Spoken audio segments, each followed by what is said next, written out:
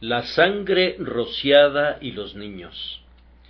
Y Moisés convocó a todos los ancianos de Israel, y les dijo: Sacad y tomaos corderos por vuestras familias, y sacrificad la Pascua, y tomad un manojo de hisopo, y mojadlo en la sangre que estará en un lebrillo, y untad el dintel y los 2 postes con la sangre que estará en el lebrillo, y ninguno de vosotros salga de las puertas de su casa hasta la mañana, porque Jehová pasará hiriendo a los egipcios, y cuando vea la sangre en el dintel y en los 2 postes, pasará Jehová aquella puerta, y no dejará entrar al heridor en vuestras casas para herir.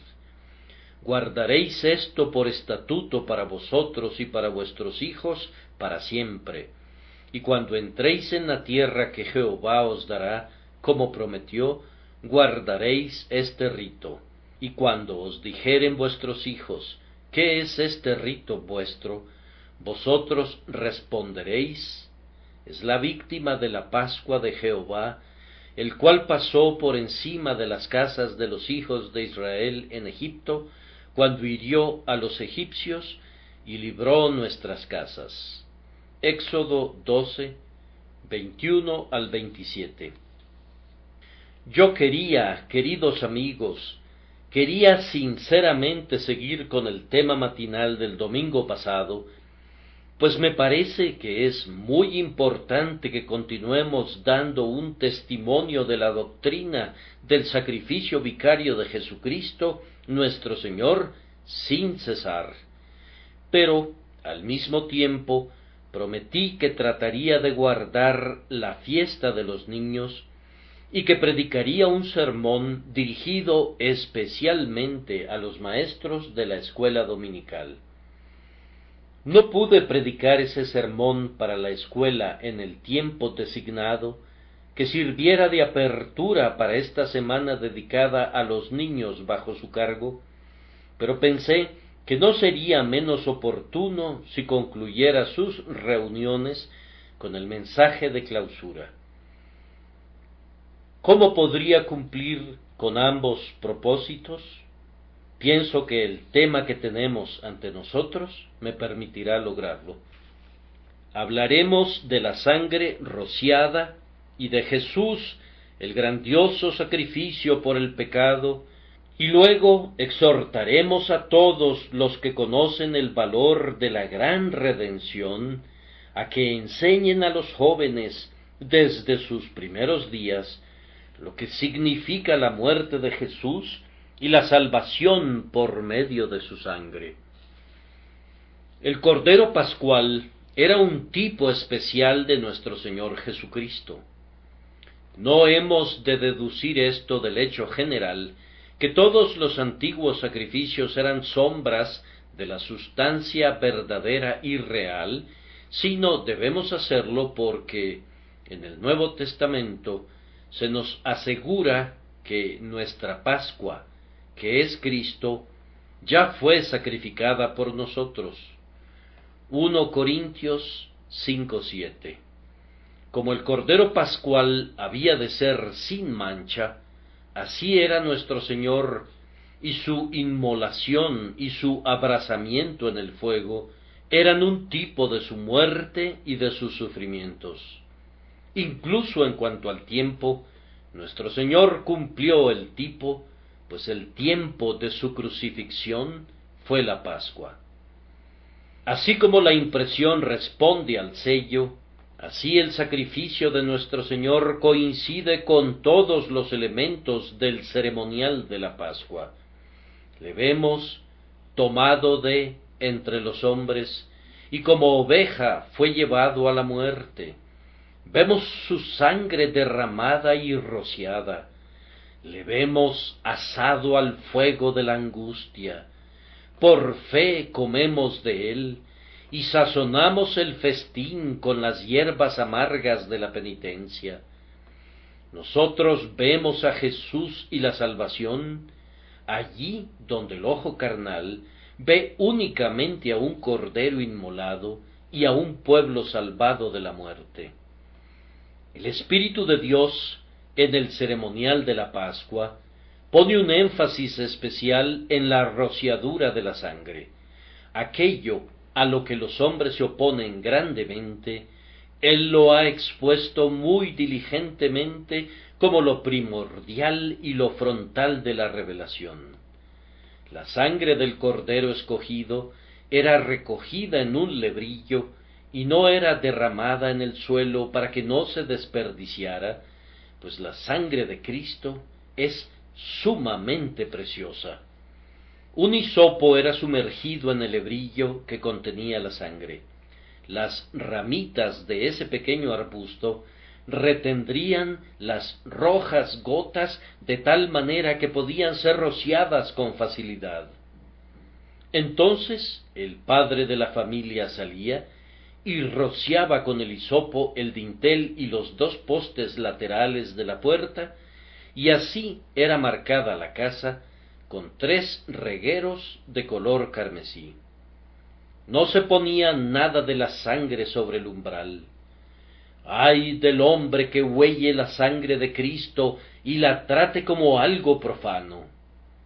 ¡Ay! Me temo que muchas personas están haciendo eso en esta hora, no sólo en el mundo exterior, sino entre quienes profesan ser y se llaman a sí mismas cristianas. Me esforzaré por exponer 2 cosas.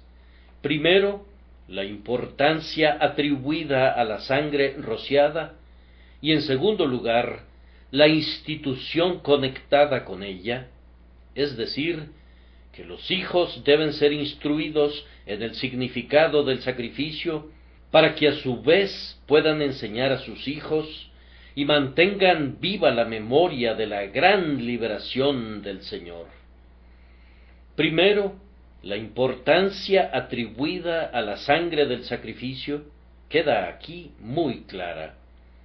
Hay un esmero en hacer que el sacrificio sea observable, sí, en hacer que la gente lo advierta. Noto, primero, que se convirtió y permaneció siendo un símbolo nacional. Si ustedes hubiesen atravesado las calles de Memphis o de Ramesés en la noche de la Pascua, habrían podido distinguir quiénes eran israelitas y quiénes eran egipcios, por medio de una señal muy conspicua. No había necesidad de escuchar bajo la ventana para oír la conversación de la gente que estaba dentro de la casa, ni esperar que alguien saliera a la calle para observar su vestimenta. Este hecho sólo bastaría para ser una guía suficiente. El israelita tenía la señal de la sangre en su puerta, mientras que el egipcio no la tenía. Observen bien que este es todavía el gran punto de diferencia entre los hijos de Dios y los hijos del maligno. En verdad, no hay sino 2 denominaciones sobre la tierra, la Iglesia y el mundo, aquellos que son justificados en Cristo Jesús y aquellos que son condenados en sus pecados. Esto permanecerá como el signo infalible del verdadero israelita. Él ha venido a la sangre rociada que habla mejor que la de Abel. El que cree que el Hijo de Dios es el único sacrificio aceptable por el pecado, tiene la salvación, y el que no cree en él, morirá en sus pecados. El verdadero Israel confía en el sacrificio ofrecido una vez por el pecado. Es su reposo, su consuelo, su esperanza. En cuanto a aquellos que no confían en el sacrificio expiatorio, han rechazado el consejo de Dios actuando en contra de ellos mismos, y así han declarado su verdadero carácter y condición. Jesús dice: vosotros no creéis porque no sois de mis ovejas, como os he dicho. Y la falta de fe en ese derramamiento de sangre, sin el cual no hay remisión de pecado, es la señal condenatoria de alguien que es extraño a la mancomunidad de Israel. No hemos de hacernos preguntas al respecto. Cualquiera que se extravía y no persevera en la doctrina de Cristo, no tiene a Dios. 2 Juan 9. El que no acepta la propiciación que Dios ha establecido, ha de llevar su propia iniquidad. Nada más justo, y sin embargo, nada más terrible podría sucederle al hombre cuya iniquidad no fuera limpiada jamás, ni por sacrificio, ni por ofrenda. No me importa cuál pueda ser tu supuesta justicia, ni cómo pienses recomendarte ante Dios. Si rechazaras a su Hijo, Él te rechazará a ti. Si te presentaras delante de Dios sin la sangre expiadora, no tendrías ni parte ni porción en el asunto de la herencia del pacto, y no serías contado entre el pueblo de Dios. El sacrificio es el símbolo nacional del Israel espiritual, y el que no lo posea es un extranjero. No tendrá herencia entre los que son santificados, ni contemplará al Señor en la gloria.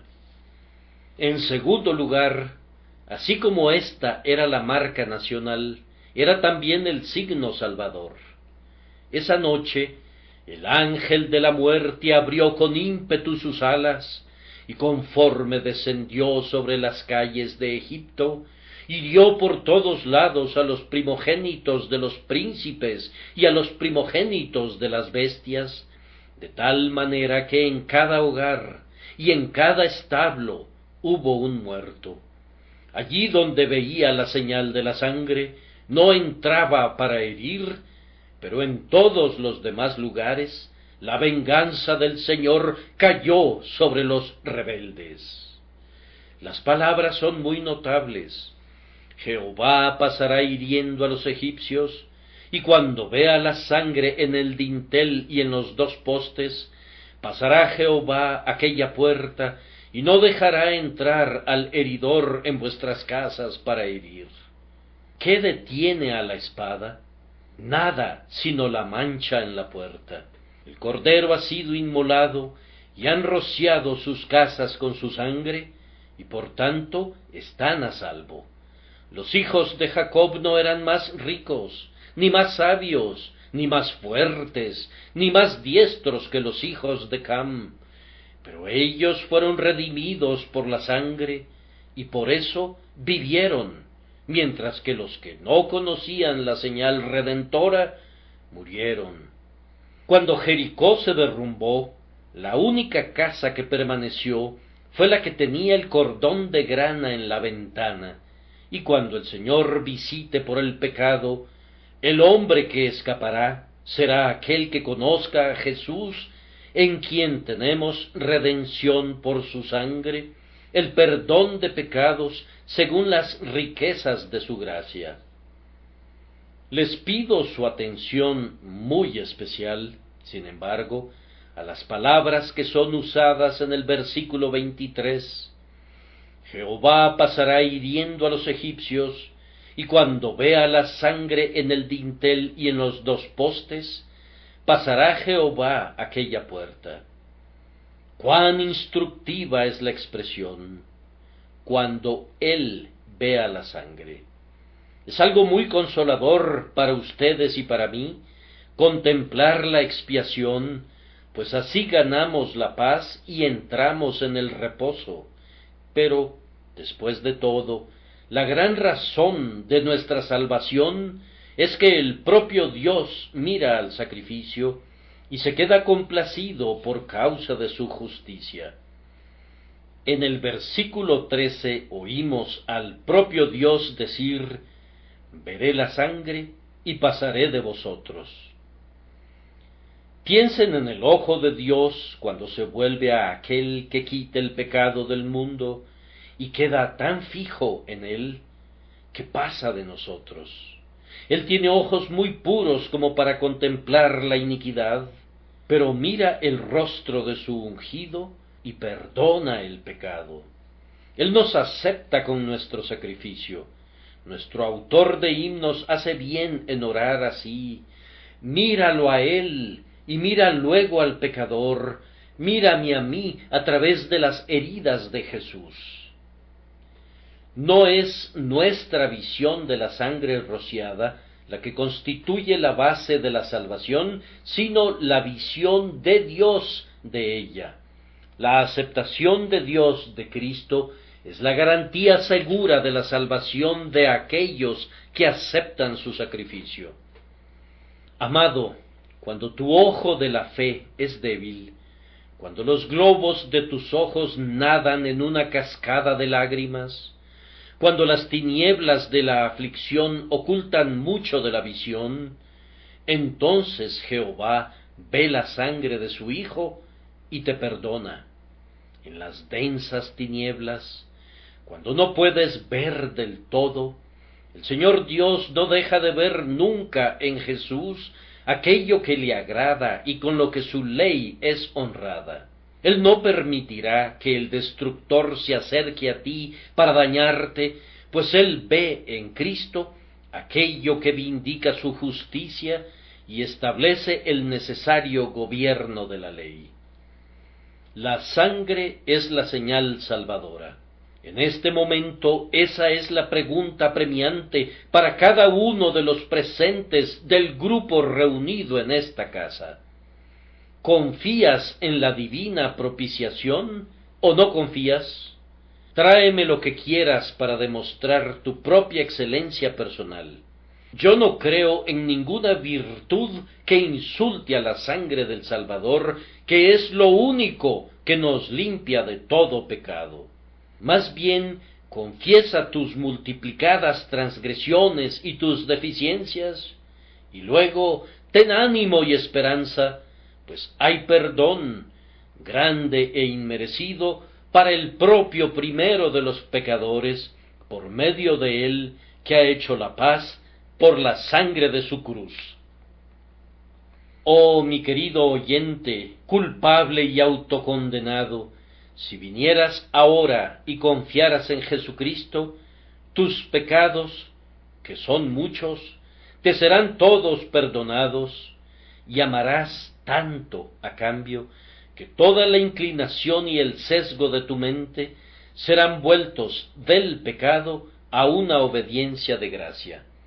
La expiación aplicada a la conciencia salva de la desesperación y luego, actuando en el corazón, salva del amor al mal. Pero la expiación es la señal salvadora. La sangre en el dintel y en los dos postes aseguraba la casa de los israelitas más pobres, pero el egipcio más altivo, sí, incluso Faraón en su trono, no pudo escapar de la espada del destructor. Cree y vive. Si rechazas la expiación, perecerás. Noten a continuación que la señal de la sangre fue mostrada de la manera más conspicua posible. Aunque los israelitas comieron el cordero pascual en la quietud de sus propias familias, no hicieron del sacrificio un secreto. No pusieron la señal distintiva sobre la pared de alguna cámara interior o en algún lugar donde pudieran cubrirla con cortinas para que nadie la percibiera, sino que rociaron la parte superior de la puerta y los dos postes laterales de la misma, de tal forma que todos los que pasaran por la casa tenían que ver que estaba señalada de manera peculiar y marcada con sangre.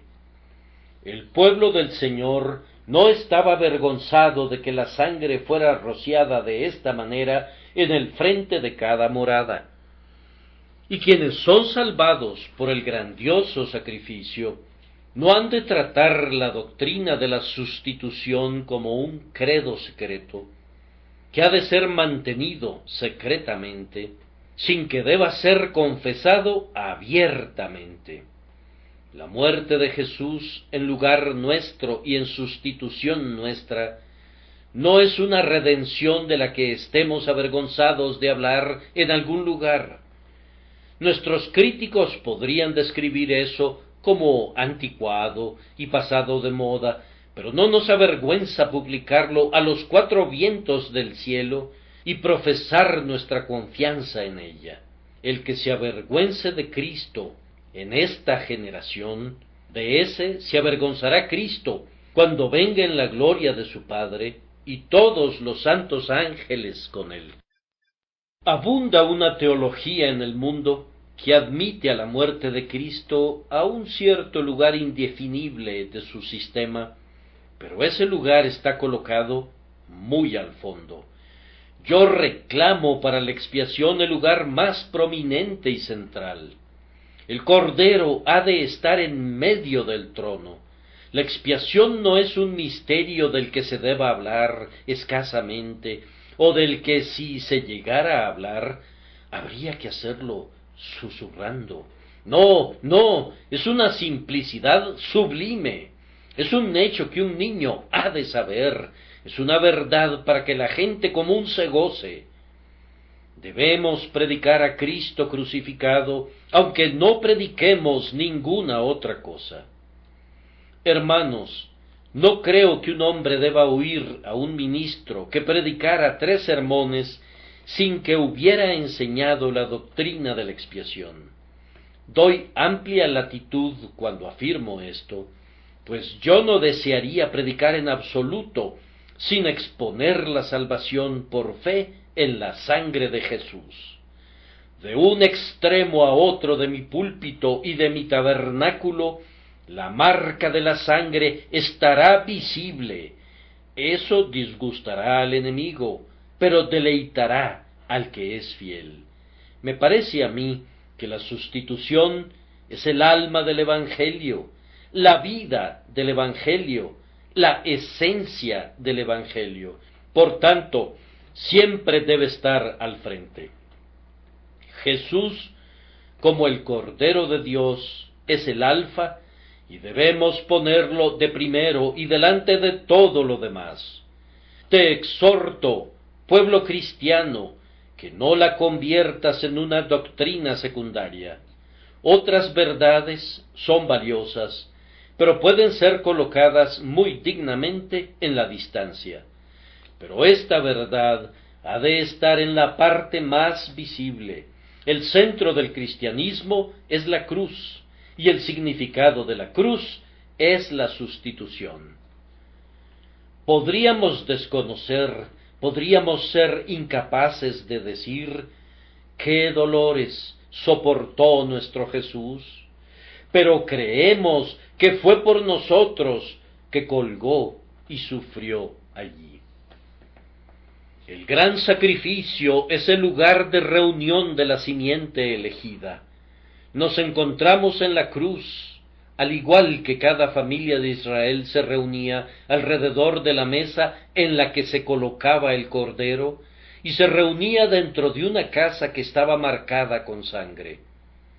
En vez de mirar al sacrificio vicario como colocado en algún lugar ubicado en la remota distancia, lo encontramos en el centro de la iglesia. No, es algo más. Es de tal manera el centro vital y esencial para todo, que quitarlo es arrancar el corazón de la iglesia. Una congregación que ha rechazado el sacrificio de Cristo no es una iglesia, sino una asamblea de incrédulos. De la iglesia puedo decir en verdad, la vida es su sangre. Como la doctrina de la justificación por la fe, la doctrina del sacrificio vicario es el artículo para el sostenimiento o la caída de cada iglesia. La expiación por el sacrificio sustitutivo de Cristo significa vida espiritual y su rechazo es el reverso. Por tanto, nunca hemos de avergonzarnos de esta verdad de suma importancia, sino más bien hemos de hacerla conspicua en la medida de lo posible. Porque la palabra de la cruz es locura a los que se pierden, pero a los que se salvan, esto es, a nosotros, es poder de Dios. Además, La sangre rociada no era únicamente conspicua, sino que se volvió muy amada para el propio pueblo por el hecho de que confiaron en ella sin reservas. Después de que los postes de las puertas habían sido untados, el pueblo entró en sus casas y cerraron las puertas y no las abrieron otra vez hasta la mañana. Estaban ocupados en el interior, tenían que asar el cordero, preparar las hierbas amargas, ceñirse los lomos y prepararse para la marcha y otras cosas más. Pero todo esto lo hicieron sin miedo al peligro, aunque sabían que el destructor andaba suelto. El mandamiento del Señor era: ninguno de vosotros salga de las puertas de su casa hasta la mañana. ¿Qué está sucediendo en la calle? No deben salir a ver. Ha llegado la hora de la medianoche. ¿Acaso no lo oyeron? Escuchen ese grito terrible. Otra vez un alarido desgarrador. Hubo un gran clamor en Egipto. Los israelitas no deben prestar atención a ese grito como para quebrantar la palabra divina que los encierra por unos cuantos instantes hasta que pase la tempestad. Tal vez, en aquella terrible noche, algunas personas de mente ansiosa podrían haber dicho: está sucediendo algo terrible. Oigan esos gritos. Escuchen las pisadas de la gente en la calle que anda corriendo de un lado al otro. Pudiera ser que hubiera una conspiración para matarnos al filo de la noche. Ninguno de vosotros salga de las puertas de su casa hasta la mañana. Fue suficiente para todos los que creyeron verdaderamente. Ellos estaban seguros y lo sabían, y así, como polluelos debajo de las alas de la gallina, descansaron seguros. Amados, hagamos lo mismo. Honremos la preciosa sangre de Cristo, no solamente hablando valerosamente de ella a otros, sino mediante una confianza calmada y feliz en ella, en nosotros. Descansemos en plena seguridad. ¿Crees que Jesús murió por ti? Entonces, ten paz. Que no desfallezca el corazón de nadie, ahora que sabemos que Jesús murió por nuestros pecados de acuerdo a las Escrituras. La cruz debe ser el pilar de nuestra confianza, firme e inconmovible. No se agiten por lo que ha sido o por lo que ha de ser. Estamos protegidos en la seguridad en Cristo Jesús, tanto de los pecados del pasado como de los peligros del futuro. Todo está bien, puesto que la obra de expiación del amor está consumada. Procedamos con nuestras labores de casa en santa paz, purificando la vieja levadura y guardando la fiesta, pero no permitamos que ningún miedo o duda nos conturben ni por un instante. Sentimos piedad por aquellos que mueren sin Cristo, pero no podemos dejar a nuestro Señor bajo la pretensión de salvarlos. Eso sería una insensatez. Sé que hay terribles gritos afuera en las calles. ¿Quién no los ha oído? Oh, que la gente simplemente se protegiera bajo la marca de la sangre. Pensar en la condenación de los impíos cuando perecen en sus pecados traspasa nuestro corazón, pero así como Noé no abandonó el arca, ni Israel dejó su morada, así nuestra esperanza no es mayor de lo que la cruz garantice. Todos los que se protegen bajo la sangre de la expiación están seguros.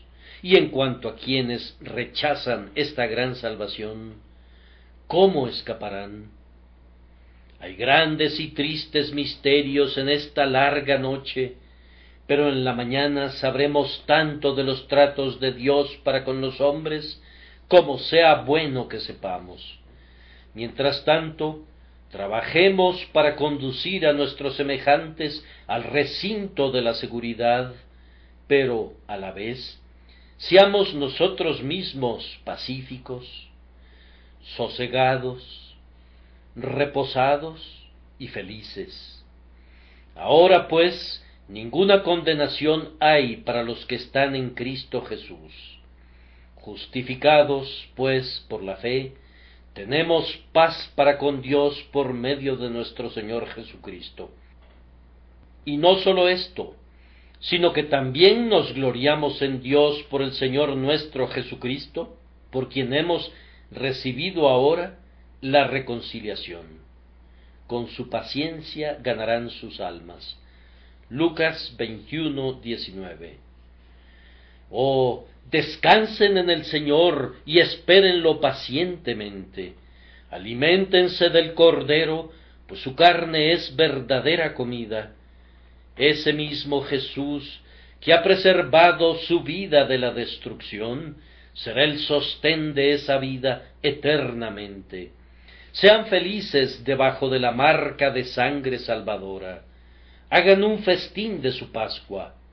Aunque haya muerte afuera, no permitan que su goce interior sea turbado.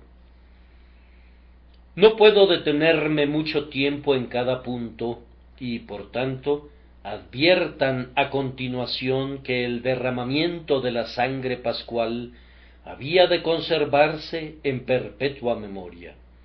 Guardaréis esto por estatuto para vosotros y para vuestros hijos para siempre.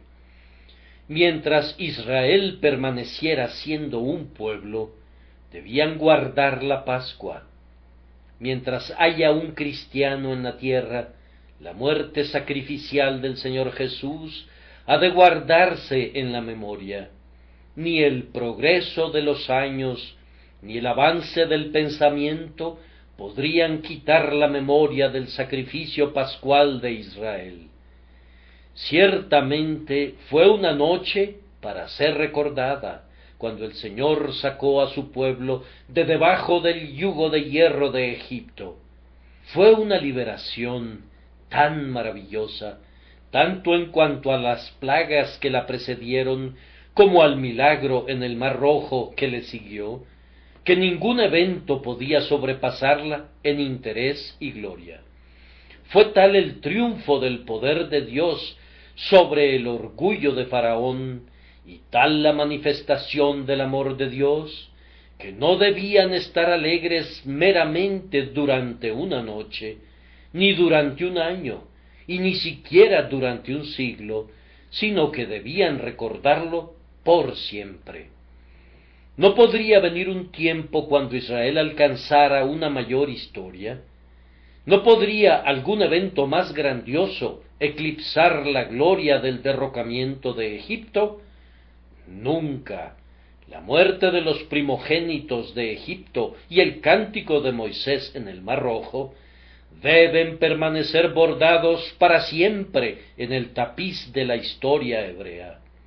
Por siempre dijo Jehová: yo soy Jehová tu Dios, que te saqué de la tierra de Egipto, de casa de servidumbre. Amados, la muerte de nuestro Señor Jesucristo debe ser declarada y mostrada por nosotros hasta que Él venga. No puede ser descubierta ninguna verdad jamás que pueda opacar su muerte sacrificial. No importa lo que pueda ocurrir, incluso aunque Él venga en las nubes del cielo, nuestro cántico ha de ser por siempre al que nos amó y nos lavó de nuestros pecados con su sangre. En medio del esplendor de su reino sin fin, Él ha de ser el Cordero que está en medio del trono. Cristo, como el sacrificio por el pecado, ha de ser siempre el tema de nuestros aleluyas, porque tú fuiste inmolado.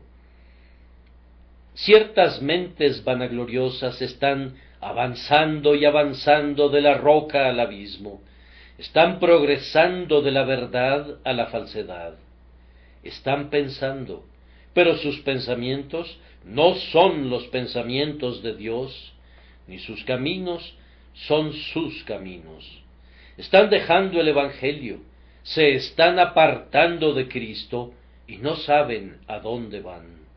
Al abandonar el sacrificio sustitutivo, están abandonando la única esperanza del hombre.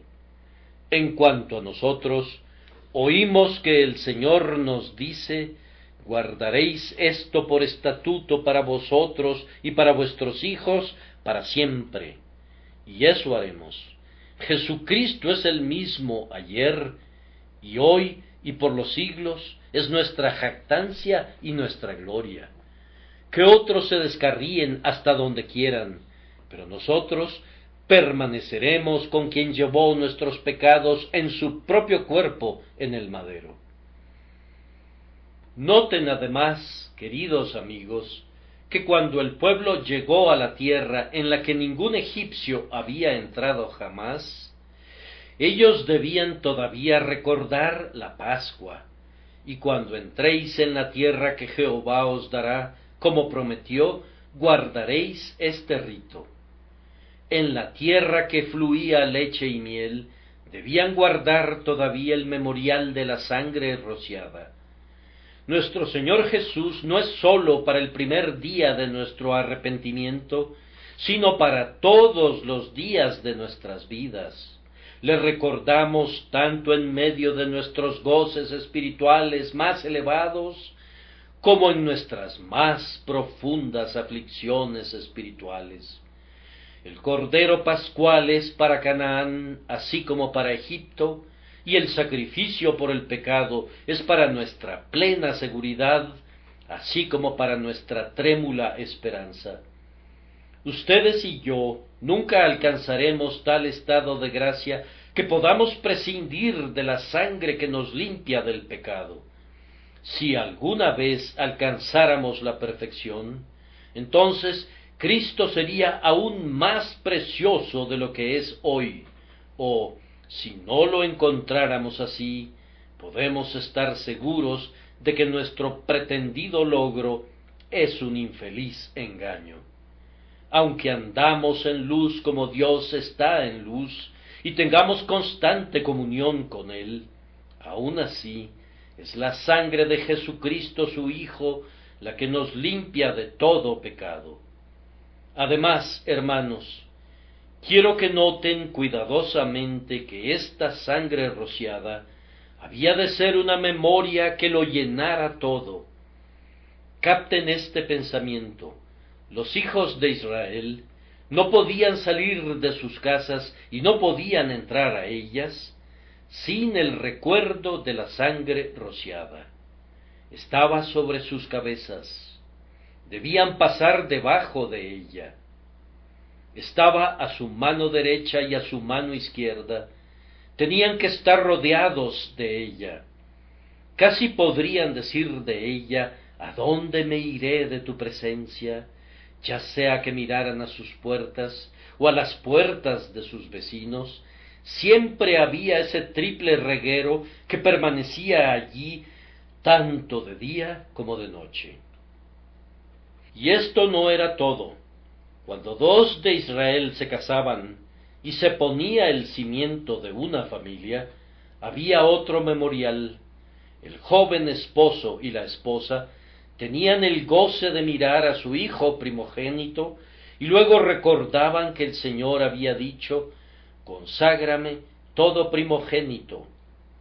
Como un israelita, él explicaba esto a su hijo y le decía: Jehová nos sacó con mano fuerte de Egipto, de casa de servidumbre, y endureciéndose Faraón para no dejarnos ir, Jehová hizo morir en la tierra de Egipto a todo primogénito, desde el primogénito humano hasta el primogénito de la bestia, y por esta causa yo sacrifico para Jehová todo primogénito macho, y redimo al primogénito de mis hijos. El comienzo de toda familia que constituía la nación de Israel era así un tiempo especial de recordación de la sangre rociada, pues entonces tenía que pagarse el dinero del rescate y así se hacía un reconocimiento de que le pertenecía al Señor, habiendo sido comprado por precio.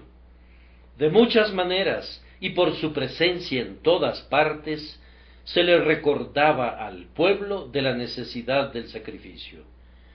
Para el individuo atento, cada puesta de sol traía a su memoria la noche que debía ser recordada, mientras que el comienzo de cada año, en el mes de Abib, le traía memorias del hecho de que el comienzo de su nación databa del tiempo del sacrificio del Cordero. El Señor se proveyó de medios para mantener este asunto delante del pueblo, pues ellos eran díscolos y tenían la tendencia a olvidar, tal como en esta época presente. En el capítulo 13, en el versículo 9, leemos: «Y te será como una señal sobre tu mano, y como un memorial delante de tus ojos».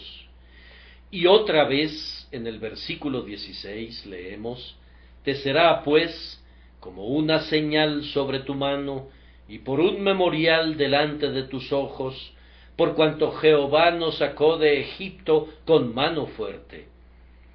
Con esto se significaba que a partir de ese momento tenían que hacer todo con relación a la redención, y a partir de ese momento tenían que ver todo en conexión con la redención.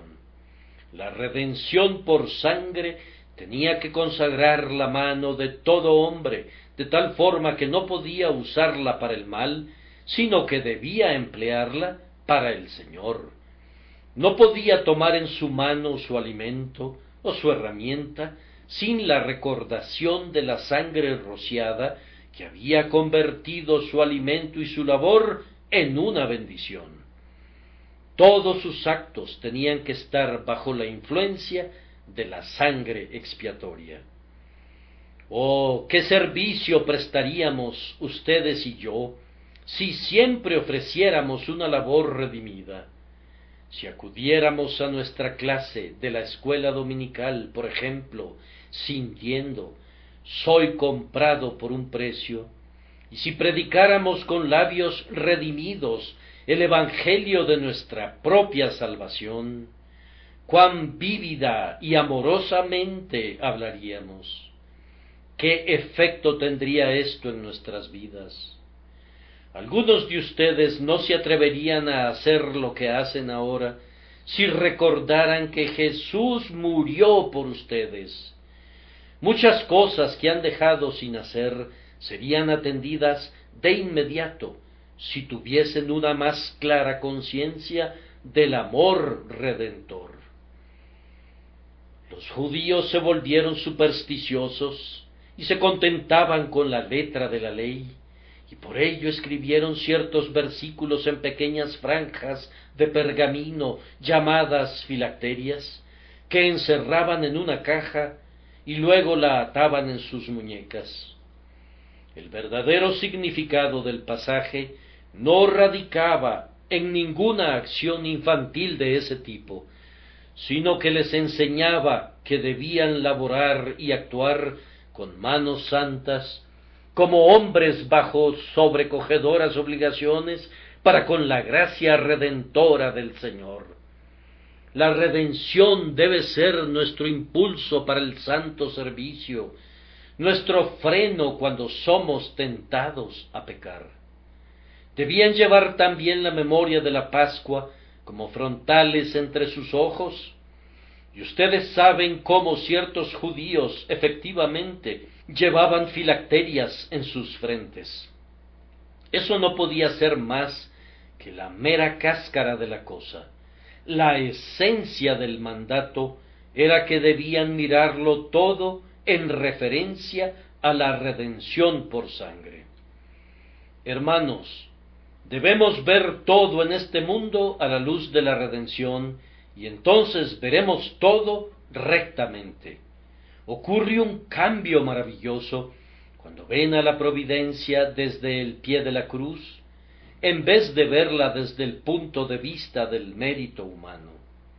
No vemos nada verdaderamente hasta que Jesús es nuestra luz. Cada cosa es vista en su realidad cuando ven a través del cristal del cristal carmesí del sacrificio de expiación. Usen este telescopio de la cruz y verán a la distancia y más claramente.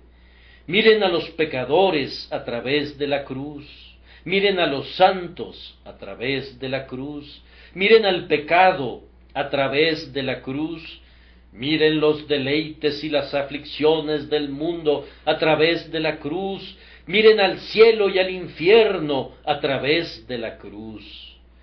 Miren cuán conspicuo es el significado de la sangre de la Pascua, y luego aprendan de todo esto a tener gran consideración por el sacrificio de Jesús, sí, y a convertirlo en todo, pues Cristo es todo. Una cosa más. Leemos en Deuteronomio, en el capítulo 6 y en el versículo 8, concerniente a los mandamientos del Señor, como sigue: y los atarás como una señal en tu mano, y estarán como frontales entre tus ojos, y las escribirás en los postes de tu casa y en tus puertas. Vean entonces que la ley ha de escribirse con firmeza por los memoriales de la sangre. En Suiza, en las aldeas protestantes, ustedes han visto los textos de la Escritura sobre los postes de las puertas. Yo deseo a medias que tuviéramos esa costumbre en Inglaterra. ¿Cuánto del Evangelio podría ser predicado a los caminantes si los textos de la Escritura estuvieran sobre las puertas de los cristianos? Podría ser ridiculizado como farisaico, pero podríamos superar eso. Pocos son susceptibles en nuestros días de alguna acusación por ser demasiado religiosos. A mí me gusta ver los textos de la Escritura en nuestras casas, en todas las habitaciones, en las cornisas y sobre las paredes. Pero afuera, en la puerta, qué importante publicidad podría recibir el Evangelio a un precio muy bajo.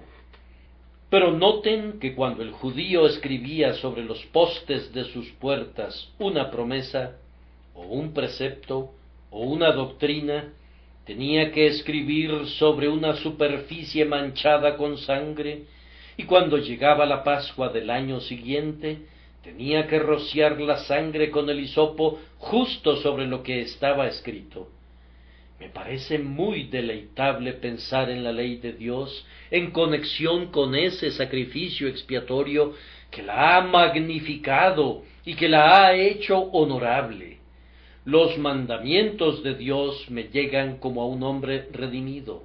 Sus promesas son para mí como para un hombre comprado con sangre. Su enseñanza me instruye como a uno para quien la expiación ha sido hecha.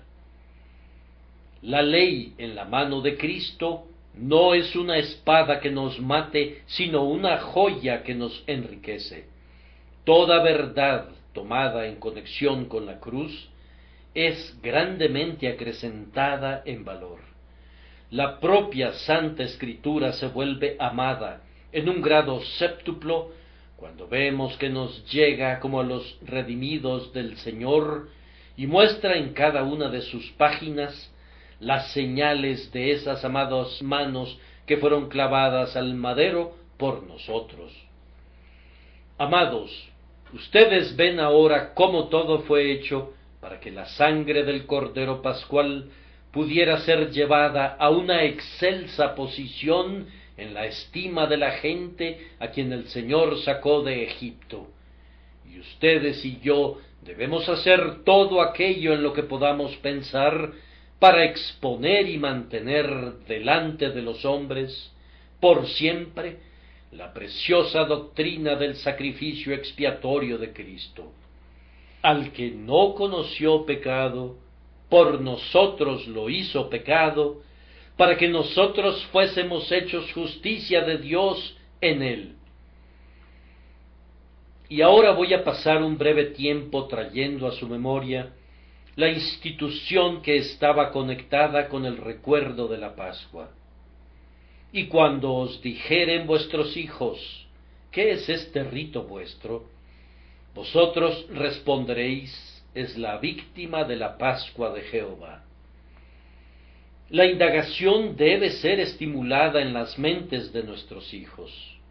Oh, que los pudiéramos inducir a hacer preguntas acerca de las cosas de Dios.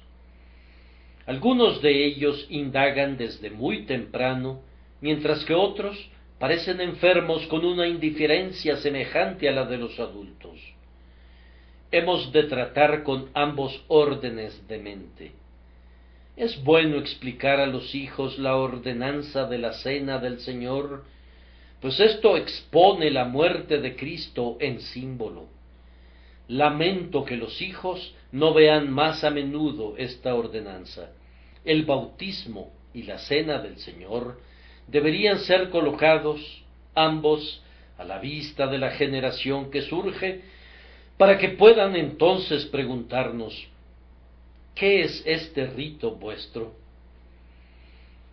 Ahora, la cena del Señor es un sermón evangélico perenne y tiene que ver principalmente con el sacrificio por el pecado. Podrían desterrar del púlpito la doctrina de la expiación, pero viviría siempre en la iglesia a través de la cena del Señor. No podrían explicar ese pan partido y esa copa llena del fruto de la vid sin referencia a la muerte expiatoria de nuestro Señor. No pueden explicar la comunión del cuerpo de Cristo sin introducir, de una manera o de otra, la muerte de Jesús en nuestro lugar y nuestro sitio. Entonces, deben permitir a sus pequeñitos ver la cena del Señor, y se les debe decir claramente su significado. Si no es la cena del Señor, pues eso no es la cosa misma, sino únicamente la sombra del glorioso hecho. Reflexionen mucho y con frecuencia, en presencia de ellos, en los sufrimientos y en la muerte de nuestro Redentor.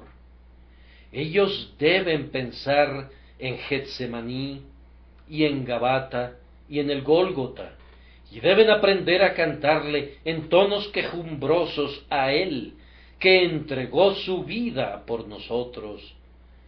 Díganles quién fue el que sufrió y por qué. Sí, aunque el himno no me gusta mucho en algunas de sus expresiones, haría que los niños cantaran: hay una colina verde y alejada, fuera de los muros de una ciudad. Y les haría aprender líneas tales como estas: Él sabía cuán perversos habíamos sido, y sabía que Dios debe castigar el pecado. Así que por piedad Jesús dijo que Él soportaría en sustitución el castigo.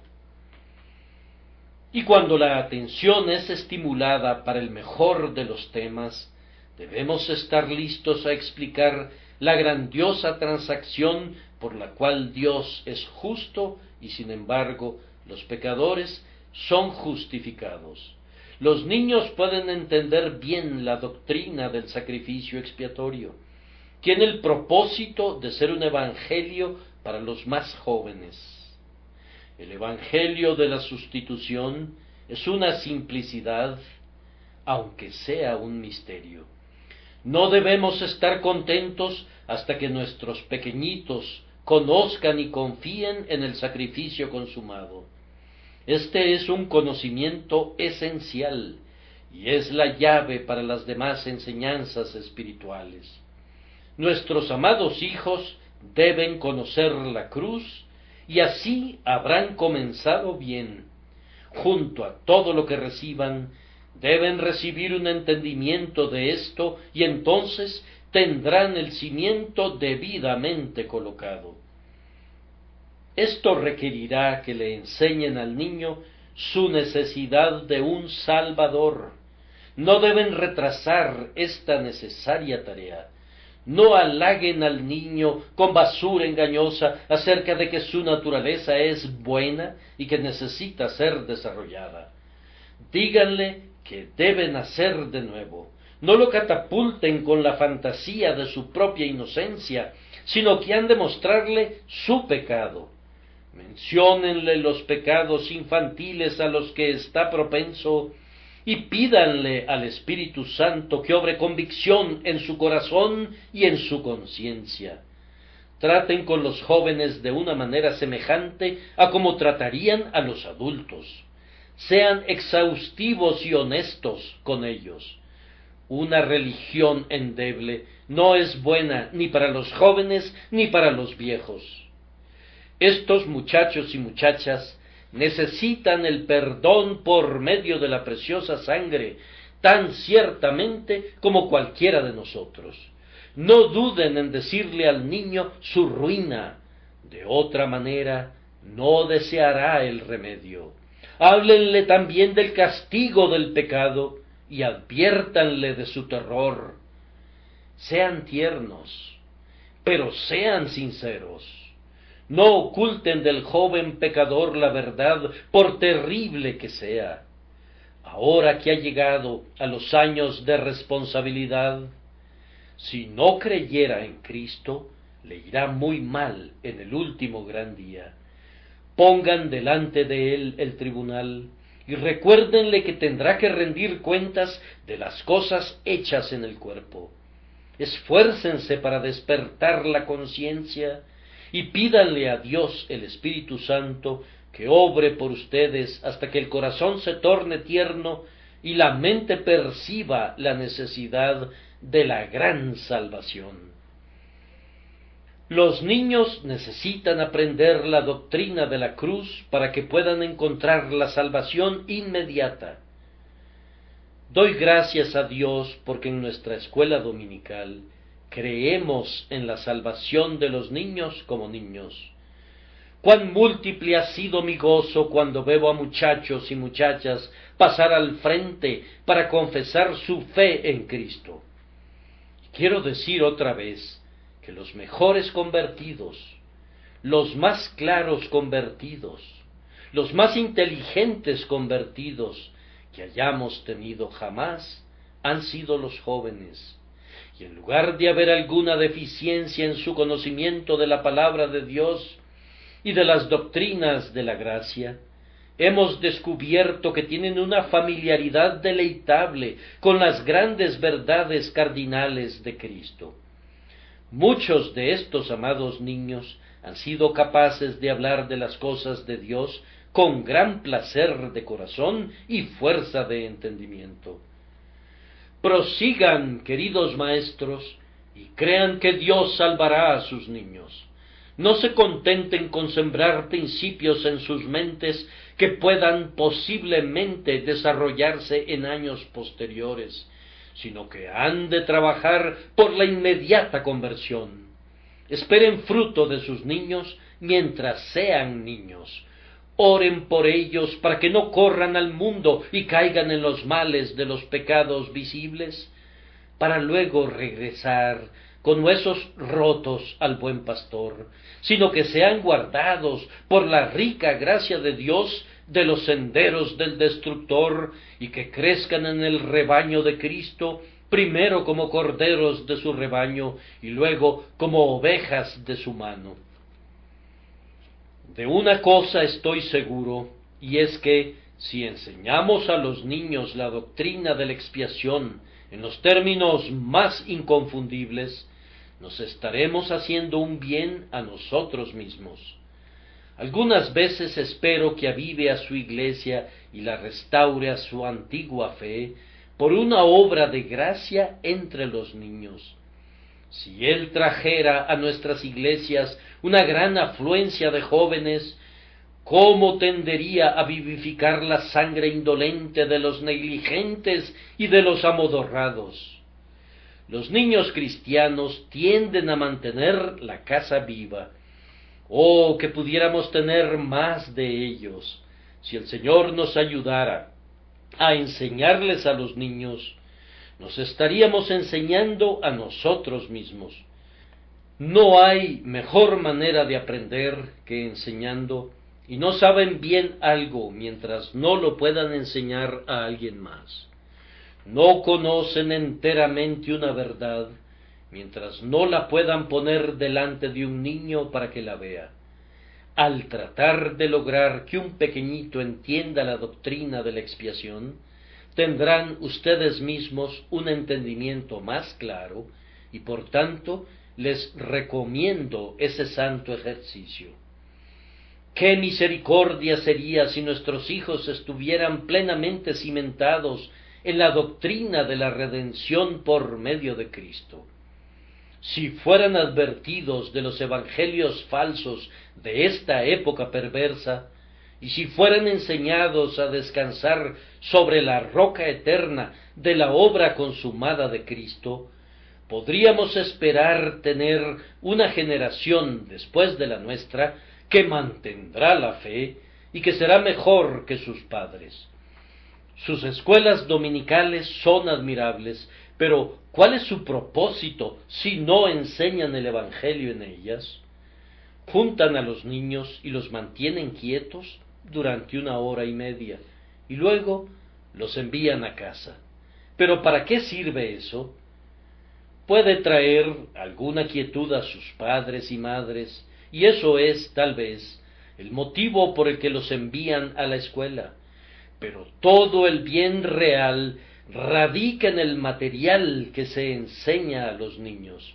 La verdad más fundamental ha de tener un lugar prominente. ¿Y cuál es esa verdad, sino la cruz?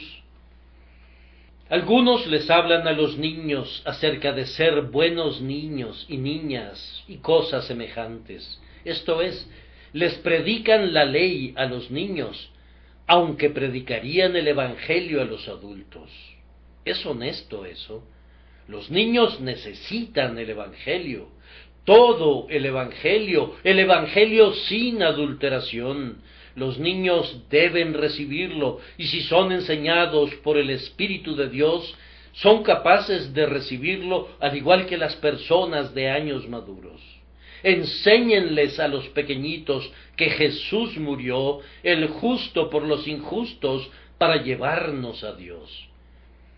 Muy confiadamente dejo en verdad esta obra en manos de los maestros de esta escuela.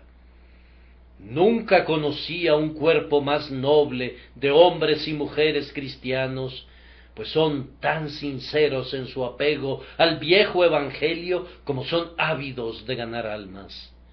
Tengan ánimo, hermanos y hermanas míos. El Dios que ha salvado a tantos de sus hijos va a salvar a muchos más de ellos, y tendremos gran gozo en este tabernáculo conforme veamos a cientos de niños que son traídos a Cristo. Que Dios nos conceda eso por Jesucristo nuestro Señor. Amén.